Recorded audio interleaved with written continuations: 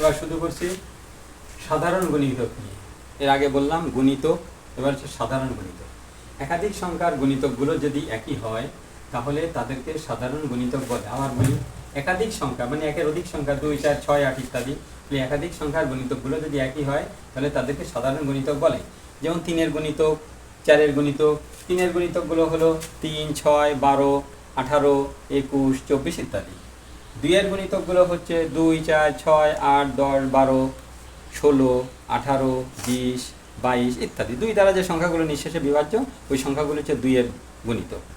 এখানে তাহলে সাধারণ গুণিতক কোনগুলো? একাধিক সংখ্যা, মানে এখানে একের অধিক সংখ্যা আছে 2 এবং 3।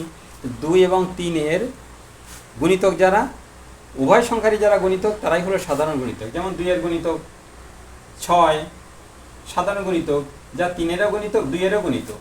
3-এর গুণিতক 6, 2-এরও গুণিতক 6। 3-এর গুণিতক 12, 2-এরও গুণিতক 12। 3-এর গুণিতক 18, 2-এরও গুণিতক 18। এই 6, 12, 18 এরা হলো 2 এবং 3-এর সাধারণ গুণিতক। এই সাধারণ গুণিতকগুলোর মধ্যে সবচেয়ে যেটা ছোট সেটাকে বলে লঘিষ্ঠ সাধারণ গুণিতক বা লসাগু। আমি আবার বলি, সাধারণ গুণিতকগুলোর মধ্যে যে সংখ্যাটি সবচেয়ে ছোট, অর্থাৎ একাধিক সংখ্যার গুণিতকগুলো যদি একই হয় তাহলে তাদেরকে বলে সাধারণ গুণিতক। এই সাধারণ গুণিতকগুলোর মধ্যে যে সংখ্যাটি সবচেয়ে ছোট সেই সংখ্যাটি হলো লঘিষ্ঠ সাধারণ গুণিতক বা লসাগু। লঘিষ্ঠ অনেক সময় লিখতে দেয় যে লসাগু, এটার অর্থ কী, তখন লিখতে হবে লঘিষ্ঠ। ল ঘয়রস্যি মূর্ধন্য ষয়ট হয়, ল ঘয়রস্যি মূর্ধন্য ষয়ট হয়, লঘিষ্ঠ।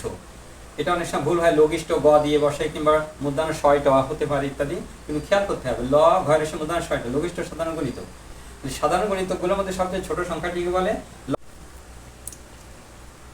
সাধারণ গণিতকগুলোর মধ্যে সবচেয়ে ছোট সংখ্যাটি হচ্ছে লসাগু।